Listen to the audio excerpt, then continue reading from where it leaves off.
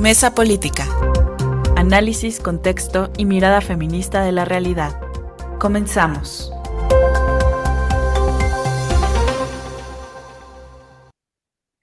Hola, ¿qué tal? Hola, ¿qué tal? Muy buenos días. Hoy, 20 de julio del 2026, me da muchísimo gusto que esté con nosotras en una emisión más de Mesa Política, una mirada feminista para avanzar en la igualdad. Yo soy Lucía Lagunes Huerta y quisiera recordarle los números telefónicos y las vías de contacto con las cuales usted se puede poner, pues eso, en comunicación con nosotras.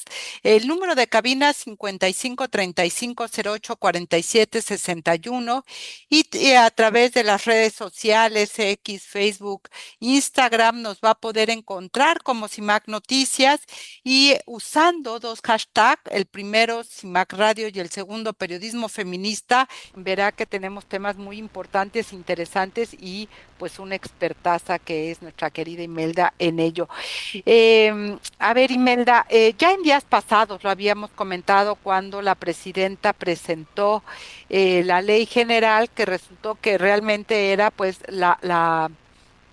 digamos, envió al Congreso la necesidad de la reforma al artículo 73 de la Constitución y en días para que la Cámara de Diputados pudiera legislar en la materia de violencia feminicida y la semana pasada presentó nuevamente la ley general para atender, se llama la Ley General para prevenir, investigar, sancionar y reparar el daño por el delito de feminicidio. Eh, ¿Tú cómo la ves? Por ahí hay algunos comentarios ya, una ley más. ¿Qué te dice a ti la presentación de esta ley, mi querida Imelda? Lucía, pues bueno, nada más recordarte y recordarle, por supuesto, a nuestra audiencia que el 24 de marzo pasado ya habíamos conocido de un documento, ¿no? Digamos, un documento en una versión PowerPoint PDF. Entonces, lo señalo, Lucía, para no perderlo de vista. ¿Por qué me parece importante no perderlo de vista? Porque me parece, yo quisiera, si me permite, Lucía, comentar contigo algunos temas que son, digamos, se recogen de aquel documento, lo que no está considerado o los cambios en esta propuesta del 15 de julio, ¿no? En principio, comentarte que efectivamente, como lo señalas bien, ya se ha dicho que se envía esta propuesta de la presidenta Lucía, pero revisando, digamos, lo que está registrado, como se mencionó, tanto en la Cámara de Senadores, que sabemos que está la comisión permanente, pues no está, don Lucía, no se ha hecho público el documento completo, el texto de la ley. Lo que sí se difundió fue esta nueva presentación de 15 de julio que contempla, digamos, una definición general sobre de qué se trata o cuál sería la definición del tipo penal de feminicidio que se pretende homologar, Lucía. Digamos, esa no cambia, ¿no? Evidentemente me parece que es importante señalarla, pero lo que sí quiero destacar es que en esta presentación que se nos hace y cuyo texto se ha difundido, se establece, a diferencia de marzo pasado, que habrá 10 razones de género, ¿no? Que serán estas las que señalen el tipo penal de feminicidio en nuestro país que se pretende homologar. Sin embargo, Lucía, no se establecen o definen cuáles son estas 10 razones de género. Solo se hace referencia a 4 de manera general. Esto me parece importante señalar. Ahorita podemos, si quieres, profundizar en esto, pero yo estoy haciendo como un punteo de lo que está en la iniciativa o en la propuesta. Lo segundo es que se establece una penalidad que difiere un poquito de la de marzo pasado. Antes se hablaba de 40 a 70 años de prisión, ahora se establecen 50 a 70 años, no sabemos por qué le incrementaron 10. Es importante decir que en la versión pasada nos hablaban de 21 agravantes, hoy nos hablan de 19, no sabemos si a lo mejor hubo ahí alguna fusión de las agravantes, decir, por ejemplo, las razones publicadas en esta versión de las razones de género, pues es violencia sexual, estereotipos, si hay antecedentes de violencia y si hay asimetría de poder dentro de las agravantes. Yo diría la edad, si se encuentra alguna situación de embarazo, discapacidad, si se referencia a una mujer periodista, defensora o migrante, y si hay algún servidor público involucrado. Entonces, esas serían, digamos, las agravantes publicadas en esta versión. Insisto, hace referencia a 19, pero no se definen las 19. Y bueno, aquí habría que preguntarnos un poquito a qué se refieren estos cambios. Me parece, Lucía, y así para plantearle a nuestra audiencia y a ti, que el corazón, desde mi punto de vista de esta propuesta, pues es la investigación, ¿no? Para mí es el corazón de esta propuesta, digamos, de iniciativa de ley o de propuesta de proyecto por parte de la presidenta, porque justamente de lo que más hemos discutido, incluso en esta misma mesa, tiene que ver con la capacidad del Estado para efectivamente garantizar investigaciones, el presupuesto que va a designar el Estado, en los plazos, la medición de las investigaciones, los indicadores al respecto, y bueno, finalmente, porque ¿de qué sirve que en un texto de la ley esté bien escrito una definición si se investiga mal? Otros dos aspectos que yo me permito comentarte, Lucía, que se estipulan en esta propuesta, pues es la situación de el tema de víctimas, la reparación y la orfandad. Bueno, hasta ahí también me encontré una diferencia que tiene que ver con 4 elementos de contexto que se emiten en este documento pasado 15 de julio, que no se tenía contemplado en marzo pasado. ¿Cuáles son los elementos de contexto que ahora sí se tienen? Pues esta situación que se señala que hay una fragmentación del tipo penal de feminicidio en las 32 entidades federativas, y que es importante que eso esté. También el registro del feminicidio como una situación también que debe atenderse, y evidentemente el hecho de que no se cuenten con protocolos, con procedimientos homologados para hacer investigaciones. Entonces, yo diría que en lo general, Lucía, digamos, me permito como describir los elementos puntuales de lo que viene en esta nueva propuesta. Hay temas que no vienen en la nueva propuesta. Yo no sé, Lucía, si es porque sí los tendremos en el texto de la ley, por ejemplo, la alerta de género como una, digamos, política de prevención. Ahora no viene, a lo mejor no viene en la presentación, pero sí viene en el texto. Otro cambio significativo es en cuanto a la situación de niñas y adolescentes. Hoy se habla de una atención integral, pero no se define en qué consiste jurídicamente esta, y en la pasada versión sí decía que una atención debería de tener la garantía de la seguridad social. Hoy no se define. Entonces, digamos que el planteamiento se ha dicho de manera pública que se pretende llevar o presentar al Senado como Cámara de Origen, ¿no? Esto significa que se tendrá que registrar, que, digamos, publicar y que generar todas las acciones necesarias para que la comisión que yo estamos pensando que tendría que ser justicia, género, posiblemente estudio legislativo, sea la que lo conozca, y se habla de que para entrando, digamos, saliendo de este receso para septiembre próximo, ya se tendría, digamos, enlistada como una propuesta prioritaria, Lucía. Imelda, has tocado un tema importante que me parece que nos detengamos, que tiene que ver los impactos que esta ley, a ver, estos cambios que tú señalas que me parecen importantes, que nos explican, como bien lo señalas, incrementar 10 años más en lo mínimo, que no hay una razón, de las agravantes de las primeras 21 que nos presentaron en ese PowerPoint, efectivamente, donde estuvo la fiscal general de la República, que fue quien presentó con detalle esta propuesta y estas 21 agravantes que señaló y que ahora 19, bueno, estamos suponiendo cosas, pero porque no hay nada de cierto, no sabemos, no hay una explicación profunda de estos cambios y estas modificaciones, pero ¿qué impactos, reales va a tener en el acceso a la justicia, en la prevención, en la reparación del daño y en las acciones que tendría que hacer el Estado mexicano para garantizar a todas las mujeres una vida libre de violencias. Recordarle también el número de cabina 5535084761 y también recordarle que a través de las distintas redes sociales de CIMAC Noticias, Facebook, Instagram, X, usted nos puede seguir en esta emisión de Mesa Política. Y bueno, también recordarle que todos los jueves en punto de las 11 de la mañana en esa radio nos va a poder encontrar. Y ahora mismo estamos enlazadas con Radio Joco en el 109, en el 106, perdón, en el 106.9 de FM, esta radio que está en Jocotitlán, Estado de México, y también de manera simultánea a través del 106.7 de FM en Radio Monarca, esta radio que está también en el municipio de Michoacán de Ocampo.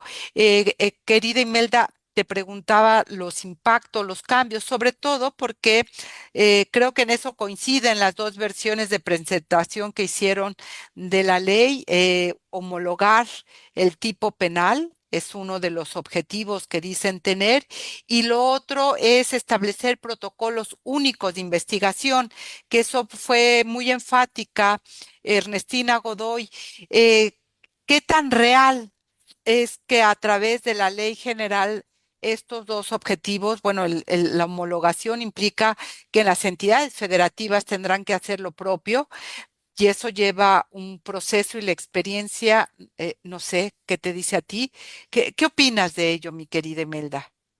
Bueno, Lucía, decir que, em, digamos, yo parto y suscribo lo que han comentado otras colegas en semanas pasadas, en lo que, pues bueno, esta nueva propuesta de ley, me parece que, digamos, no se puede quedar en una nueva promesa de que con esta ley se pueda, digamos, disminuir el grado de impunidad que hoy en el país se tiene. En ese sentido, se reconoce que haya el interés por parte del gobierno federal. Sin embargo, digamos, todavía habrá que revisar cómo viene en cuanto al articulado. No he comentado, Lucía, que nos habían planteado que el documento constaba de 52 artículos y 8 títulos, ¿no? En la presentación pasada de marzo. Hoy en día, pues como no sabemos evidentemente qué dice, lo cierto es que frente a la pregunta que tú haces sobre los impactos, evidentemente, decir que dependerá, ¿no? Qué tan, digamos, detallada viene la propuesta en materia de que los obstáculos en las investigaciones de las fiscalías puedan ser, digamos, detallados, ¿no? Esta parte en la que nosotras hemos definido que por un tema que tiene que ver con la capacidad instalada en las fiscalías del país, Lucía, para hacer investigaciones, revisando un poquito la numeralia, te pudiera comentar que en los últimos 5 años, 6 años, sumados los homicidios dolosos de mujeres y los feminicidios, estaríamos hablando de arriba de 3,400, 500, 600, ¿no? Por año. Esto es importante decirlo. Esto significaría unas 8 o 9 mujeres asesinadas cada día en el país. Entonces, bueno, digamos, una baja en la reclasificación de estas estadísticas o no necesariamente hemos visto que reduce la violencia, esto es importante, y es decir que el endurecimiento de penas, Lucía, en diversos estudios que se han escrito, inclusive sabemos que el endurecer más la pena o aumentar las sanciones no necesariamente nos garantizan un tema de reducción a la impunidad o, como hemos señalado, mejores condiciones para la investigación. Porque Y, finalmente las primeras diligencias en materia de investigación, Lucía, son claras, ¿verdad? Dependen mucho las primeras investigaciones que se hagan para una mala debida diligencia. Y a mí me parece importantísimo el tema de cómo digamos, se van a establecer las investigaciones pensando en las cadenas de mando, en el tipo también de participación de los servidores públicos, que también aquí implica, Lucía, que muchos de los casos, lo hemos visto en el país, hay una vinculación muy fuerte, y lo debo de señalar, de Mm, delitos que se cometen contra las mujeres con esta vinculación del crimen organizado.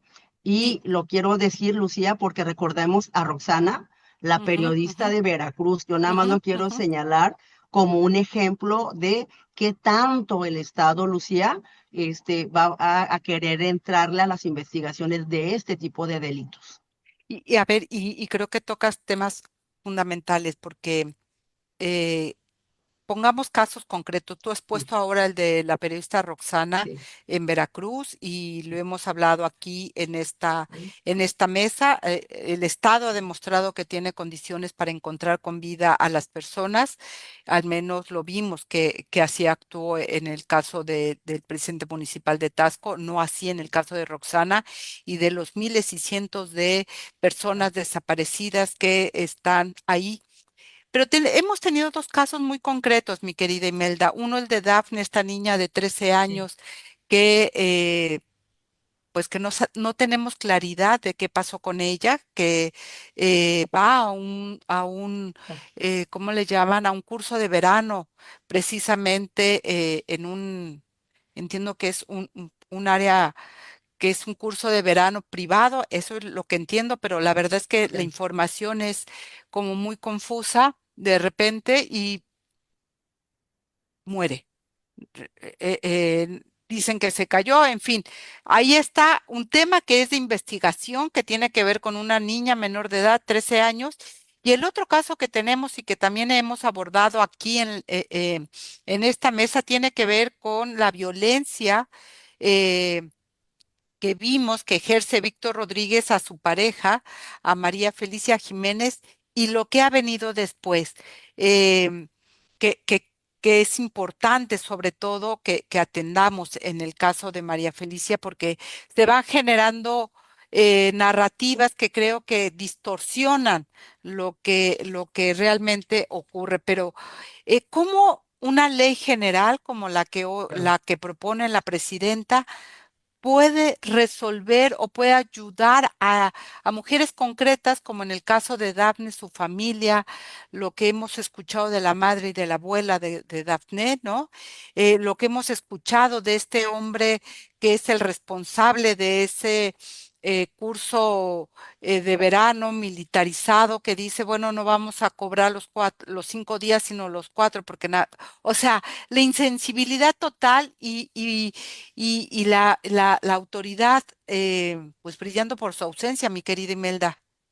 Sí, por supuesto. Yo quiero señalar nada más.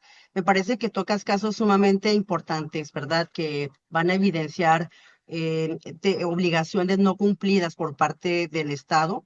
El caso del Dafne, al que hace referencia, si estamos hablando de Dafne Zapata Quintos. Ella es hija de la señora Alejandra, que es la madre que ha estado denunciando este caso. Nada más como para nuestra audiencia, Lucia, si me permites un minutito para referir cuál es la situación del caso. Se trata de una adolescente de 13 años que ella fue a un campamento de una escuela, academia militarizada, ¿no? Así se vendía, acá en el norte, por Madera, cerca en Tamaulipas, muy pegadito, digamos, en la zona de Tampico, ¿no? Nada más lo ilustro. Y en este caso, la niña que fue llevada por la mamá, entra, digamos, a esta escuela por ahí entre el 13, ¿no? Por ahí cerca del 13 de julio. Decir que, de acuerdo a las revisiones que yo he visto sobre las declaraciones de la madre y de la abuela, familiares, y otras personas que conocen esta escuela, es que esta es una escuela que se vende como con disciplina militar, pero no significa, nada más para aclarar a nuestra audiencia, que sea una escuela de la Sedena, ¿no? Pero sí es una escuela privada, Lucía, registrada ante la Secretaría de Educación Pública. Dicha escuela ya tenía antecedentes de violencia, hacia las adolescentes, niñas y niños que iban a estos campamentos, quiero señalarlo, porque tu pregunta es la relación de este caso de Dafne con esta ley general. Y yo solamente quiero precisar para nuestra audiencia que ya ahorita, en este momento, se tendrían que haber realizado todas las acciones necesarias sin esperar a que tengamos una ley general, como la que se propone, porque le asiste, digamos, lo referido a las investigaciones del Código Nacional de Procedimientos Penales, la Ley General para Niñas, Niños y Adolescentes en el país, la Ley General para el Acceso a las Mujeres a una Vida Libre de Violencia, los derechos de las infancias, y toda, digamos, este ordenamiento jurídico que ya existe debería, digamos, de darle a la madre, a la abuela, la certeza jurídica y la convicción de que las investigaciones se van a hacer y se van a hacer bien, Lucía, porque efectivamente se trata de una situación de un homicidio que diríamos un feminicidio de esta niña, y hay que decirlo con esas palabras, Lucía, ya que existe por lo menos una primera pericial de necropsia que hace referencia a lesiones y hace referencias a una pérdida también de la vida por, digamos, ahogamiento, que tiene otro concepto técnico. Entonces, me parece que ahí es importante porque ella llega en muy buenas condiciones de salud, como lo refiere la madre, y se trata de una escuela que ya tenía antecedentes de violencia contra este tipo de infancias y adolescencias. Yo lo señalo para que la audiencia no piense que es a partir de que venga esta ley que en realidad nos va a ayudar a resolver este caso, ¿eh? Y eso es muy importante lo que señalas porque recuerdas el marco jurídico que ya existe y ya nos lo ponían acá en un comentario Ana María Valdés que decía que duele y indigna, digamos, Sí, que teniendo leyes que no se aplican. Ese es el tema, es decir, porque podemos seguir acumulando leyes, podemos seguir engrosando la lista de leyes que todas ellas dicen buscar garantías para que las mujeres dejemos de tener estos contextos de violencia. Digo, y la Ley General de Acceso de las Mujeres a una Vida Libre de Violencia, ahora que señalas la Secretaría de Educación Pública, mandata a la SEP en cosas concretas.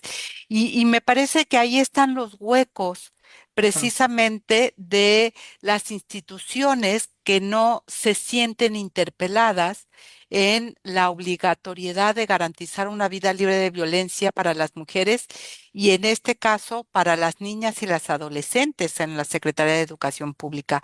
Creo que ahí están, digamos, los retos importantes. Uno, cómo lograr que la ley se aplique, tenemos, y tú lo acabas de recordar, y esta nueva ley que se propone, eh, que sustituye en dado caso de los huecos de las otras, que viene a ser un mejor marco legal o no. Programa, porque estos temas son muy importantes y la profundidad del análisis, como usted verá que tiene en este caso hoy nuestra experta Imelda Marrufo, es muy importante que llegue a otras mujeres.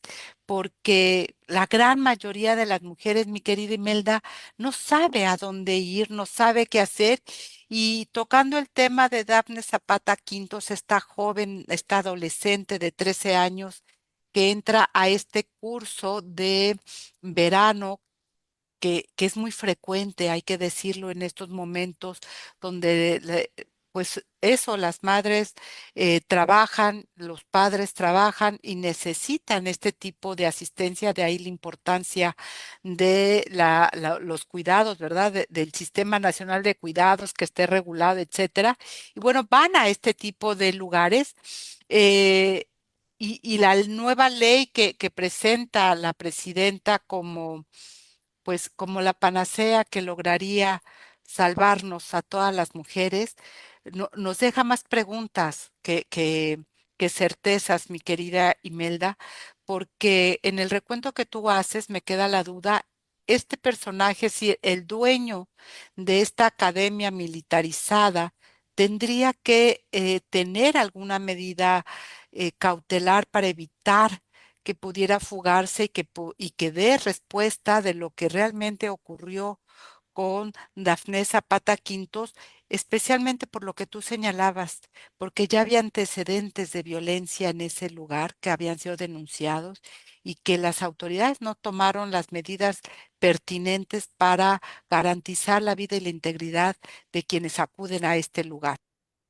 Así es, Lucía, querida. Efectivamente, como lo señalas, fíjate que ha sido bastante indignante cuando escuchamos que este señor, el rector de la academia, dice, bueno, ellos señalan que la niña se cayó, que cuando se metió a bañar, que a la regadera, que se cayó y que ella ya andaba malita, pero bueno, que ellos pues la cuidaron como a todas las niñas y que lo que pueden hacer es regresarle a la señora Alejandra, pues el dinero que pagó por el campamento, ¿no? Que me parece esto realmente bastante indignante.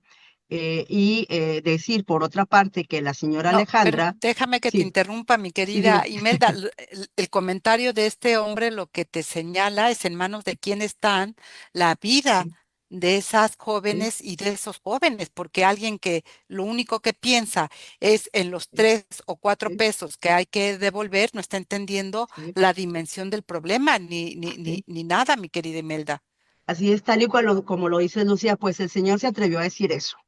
Mientras que él dice que le regresan el dinero a la señora, a la familia, pues la señora lo que relata muy claramente es que ella en todo momento, bueno, primero decir, Lucía, que la niña estuvo incomunicada directamente con la mamá, que la comunicación fue directamente de la encargada o responsable de esa atención, que es una señora de nombre Estrella, ¿no? Estrellita, y que es la única que tiene comunicaciones con la señora. En esos días, entiendo 4 días, la señora no supo de la niña más que sí que se había caído. Sin embargo, digamos, fue muy rápido porque durante ese día, digamos, de los hechos donde se refiere que se cae, le llaman a la señora básicamente para decirle a las 11:40, Lucía, de la noche, que la niña se cayó y que ya no tiene signos de vida y que vaya por ella, ¿no? Ella del lugar donde vive, el Mante, al lugar de donde está esta academia, Doenitz, esta academia hace 3 horas, dice que llegó y pues que ya estaban ahí los servicios funerarios, prácticamente llegó a ver cómo la sacaban en una bolsa, Lucía, y le dijeron pues que fuera a recogerla.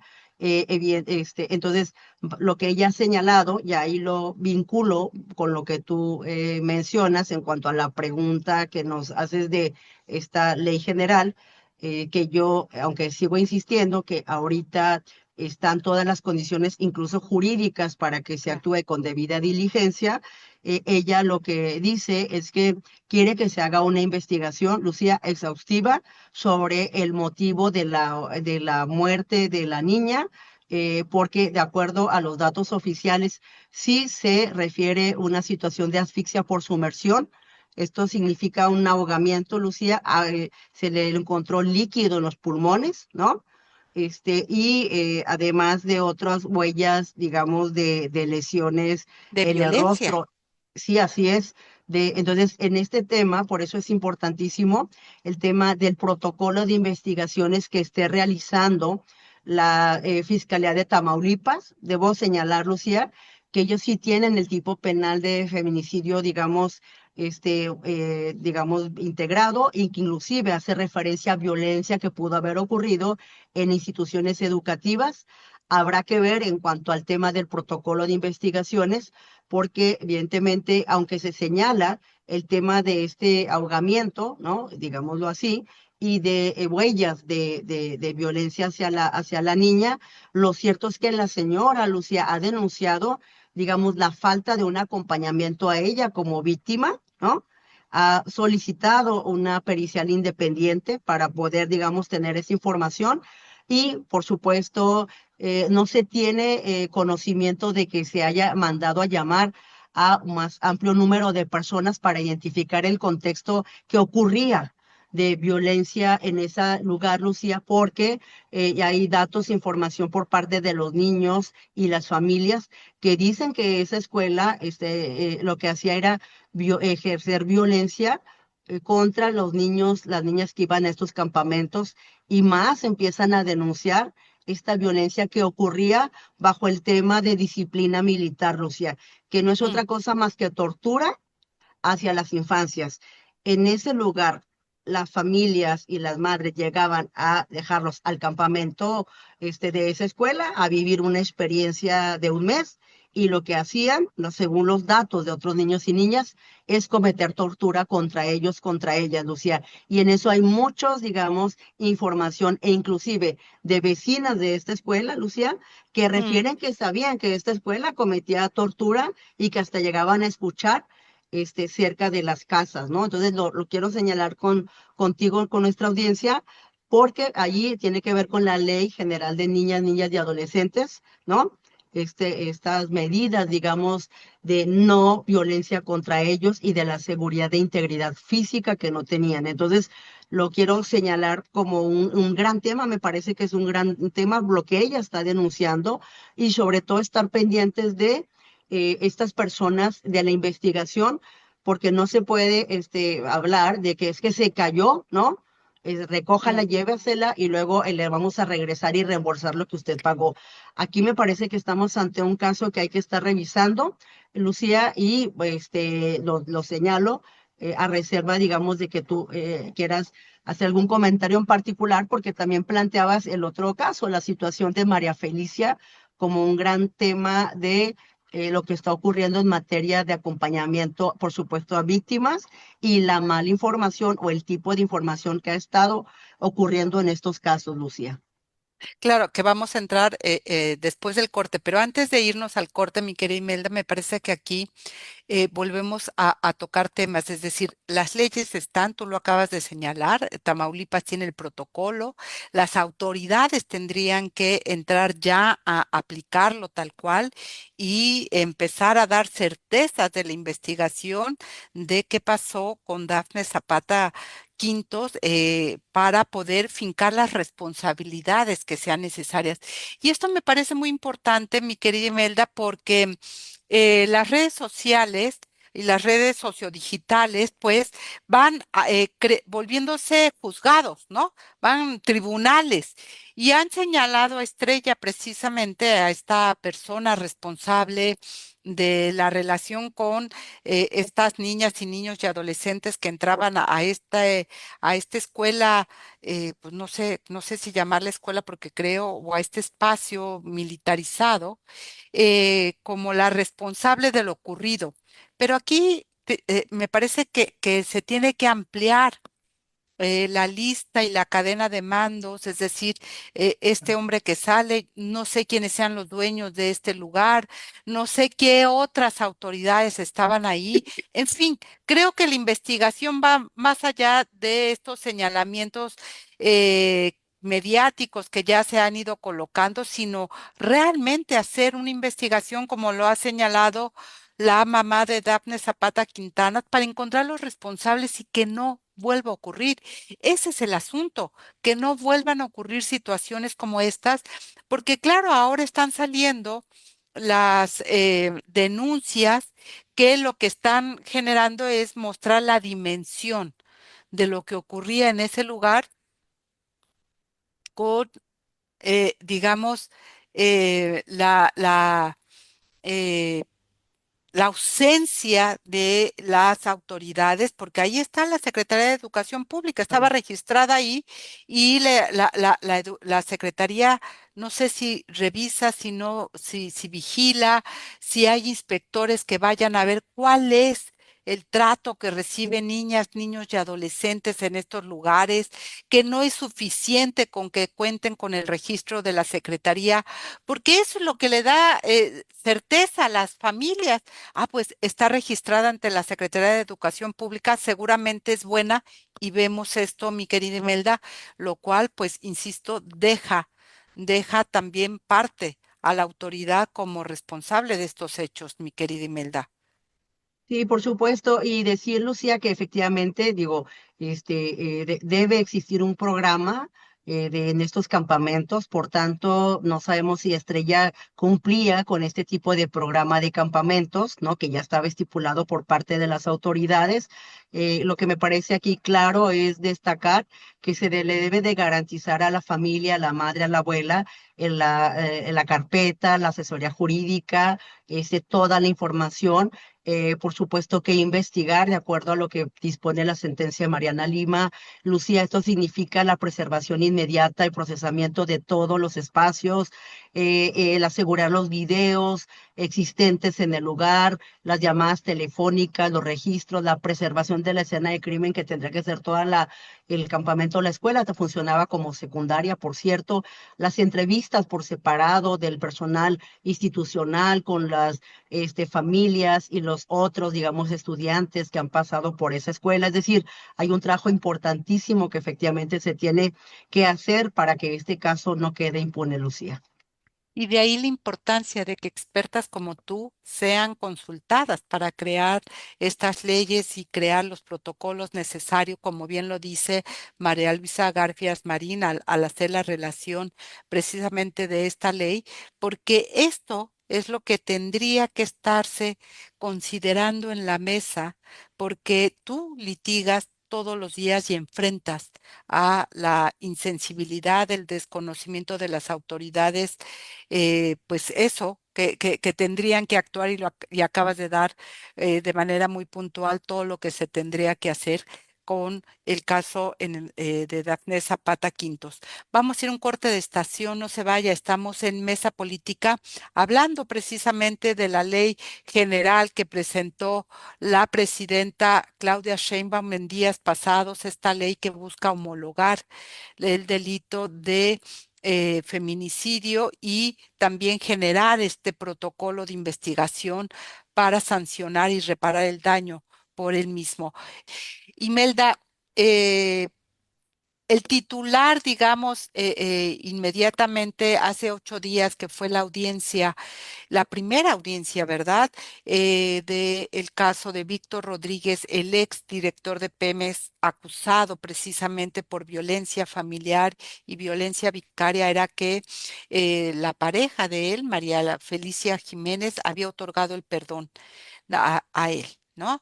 Em, Sin embargo, escuchando y leyendo los medios, lo que ella dice es que no es que otorgó el perdón, sino que lo que buscaba era la reconciliación familiar, que no es un asunto de perdón personal, que lo que a ella le interesa es que su hijo, que pregunta por el padre permanentemente, pueda convivir con él todavía, etcétera. Que son dos cosas distintas, pero me llama mucho la atención, mi querida Imelda, porque además lo que dice en entrevista eh, con los medios, Infobae lo recupera, es que no ha tenido la asesoría de la Secretaría de las Mujeres, aunque la presidenta, te recordarás, cuando se supo del caso, dijo, no hay impunidad, no vamos a cubrir a nadie, la Secretaría de las Mujeres, perdón, va a acompañar a la víctima y pareciera que esto no está ocurriendo así y hay una enorme confusión de lo que sigue y lo que viene, pero sobre todo lo que me queda claro, Imelda, es que las víctimas siguen quedando a merced de los agresores y de su capacidad de litigar también en los medios de comunicación, por lo que el propio abogado de este hombre, de Víctor Rodríguez, ha ido dejando correr en los medios para generar sospechas sobre la propia víctima, mi querida Imelda. Sí, por supuesto, Lucia. Fíjate que desde la vez pasada que hablábamos sobre la detención de este señor de Víctor, decíamos, yo, de hecho en aquella ocasión señalaba yo que era pues muy distinto el hecho de pensar que porque se le detuvo, ¿no? Iba a haber justicia a lo que tendríamos que revisar de acuerdo a cómo se daba este proceso después de esta detención. Y lo que ha ocurrido, Lucía, es, digamos, vinculando con las declaraciones que recientemente acabamos de leer de María Felicia, quiero señalar lo siguiente. Víctor Rodríguez, este hombre, digamos, a él él solicitó la suspensión condicional del proceso a prueba, que es una medida, Lucía, que se establece en el Código Nacional de Procedimientos Penales. No es un perdón, ¿no? Ni es una sentencia absolutoria. Simple y sencillamente es un mecanismo judicial en el que puede solicitar la persona imputada, es Ministerio Público, pero procede siempre y cuando, digamos, la víctima esté de acuerdo con esta medida, ¿no? Para estar de acuerdo con esta medida, que yo entiendo que esto es lo que podría ser el caso de María Felicia, por lo que ella refiere, de que ella lo que quería era esta, digamos, reconciliación, diálogo con el niño, ¿no? Más en esta lógica que ella se imaginaba que esto iba a ocurrir o que esto ayudaría para que ocurriera, ¿no? Debía hacerse, Lucía, siempre para quienes también nos escuchan, es que cuando se hace la suspensión condicional de proceso a prueba, sí y solo sí, debe de existir un plan de reparación del daño, Lucía, y debe existir obligaciones a cumplir del imputado. Esto significa, y a mí me llama mucho la atención, por lo que escuchaba o leía en las declaraciones de María Felicia, que no se ve que haya existido un plan de reparación del daño, porque inclusive lo que ella señala, si lo leíste también, Lucía, es que ella pide que a los abogados que dejen de dar entrevistas y de generar consideraciones que dañan su imagen, la de ella. En Así ese es, así es. sentido, Lucía, esto podría estipularse en en este tema de la suspensión de condicional de proceso a prueba, que en la medida en la que se siga haciendo señalamientos contra ella, revictimizando, se debería, digamos, por ejemplo, digamos, retomar las condiciones que él tenía de prisión preventiva. ¿Me explico? Es decir, a la primera de las fallas o de incumplimientos de este plan y de este acuerdo de suspensión condicional. No sé si me doy a explicar. Y en este sentido, yo lo que observo, Lucía, es de que sí hubo comunicación con la Secretaría de las Mujeres, como también nos lo escuchamos y nos lo dijo Ingrid Gómez. Sin embargo, digamos, lo que no vemos es que se haya digamos, tomado, digamos, una representación jurídica, Claro. la Secretaría de las Mujeres, que sea la representante jurídica, algunas de las 1,200 abogadas que tienen, como representante de la señora María Felicia. Lo que yo observo es que no se le informó específicamente a ella qué alcance tenía esta medida, ¿no? De suspensión condicional de proceso a prueba, que no significa que el señor ya de por sí vaya a estar en libertad a diestra y siniestra, ¿verdad? A sus anchas. Es bajo un plan de reparación y bajo condiciones muy claras. Y que, por cierto, si no las cumpliera, ¿no?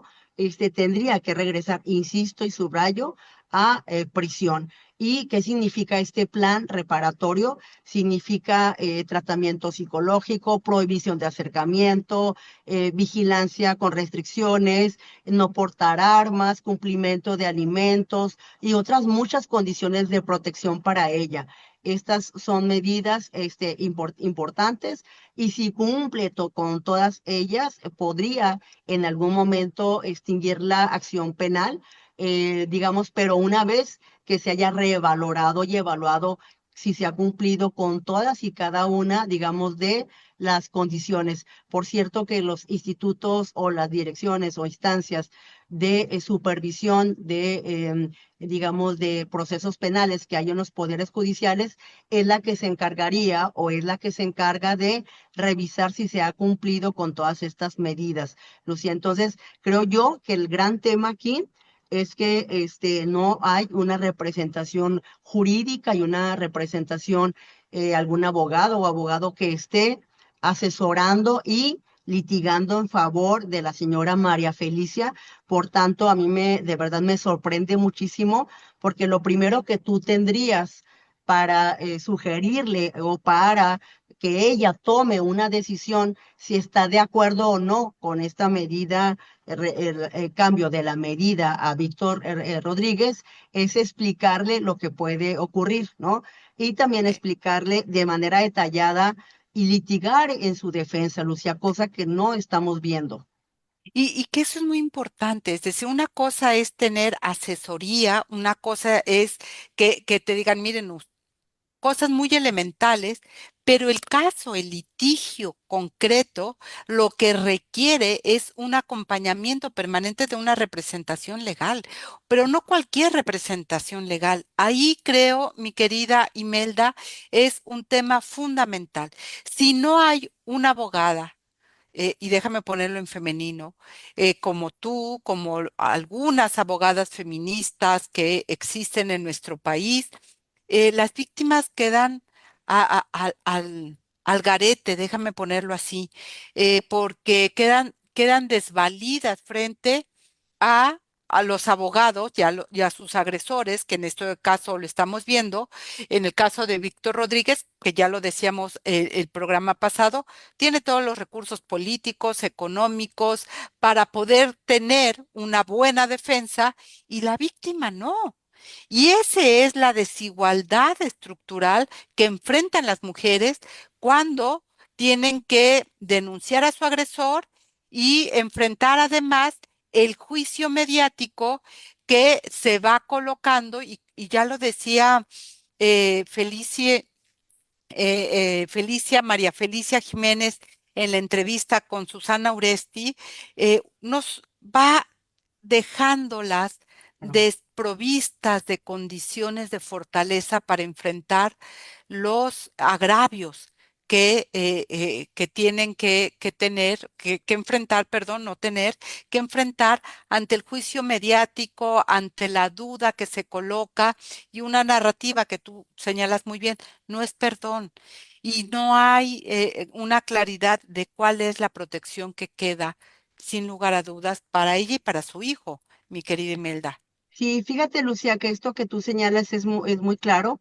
Yo me parece, solo para ilustrar, que en este caso, digamos, o casos similares, debe existir una investigación complementaria, es decir, no se debe de echar por tierra la investigación, una revisión permanente y constante de evaluación y protección de riesgo de María Felicia, Lucía, eso es muy, muy importante, evaluación periódica del riesgo y de la protección en la que ella se encuentra en todo momento y estársele evaluando, la situación de periciales también a nivel psicológico de todo este proceso permanente y detallado, la revisión de estas medidas cautelares, si hay incumplimiento o no de cada una de las acciones de este plan detallado de reparación, Lucía, de la que yo estoy comentando. Esto es importantísimo. Ella no tendría que estar diciéndole a los abogados, absténganse de estar dañando mi imagen.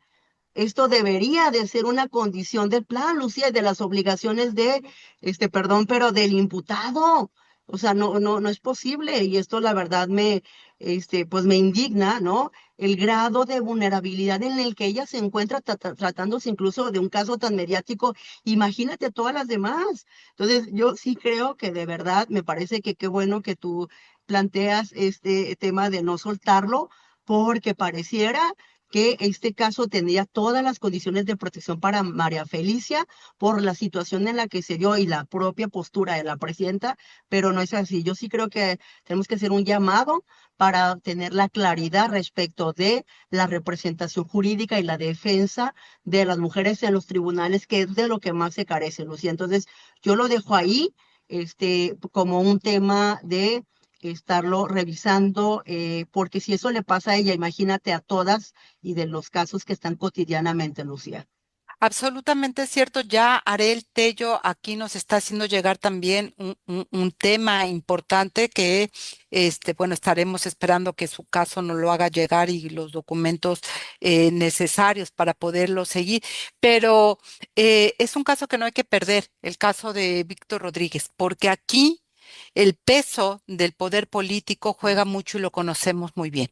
Y creo que lo seguiremos, por supuesto, aquí en Mesa Política y en los espacios en los que estamos compartiendo también en los medios de comunicación, porque no hay que dejar que la narrativa de juicio hacia ella sea la que gane y que el juicio se gane en los medios y no donde debe de ser, mi querida Imelda Marrufo.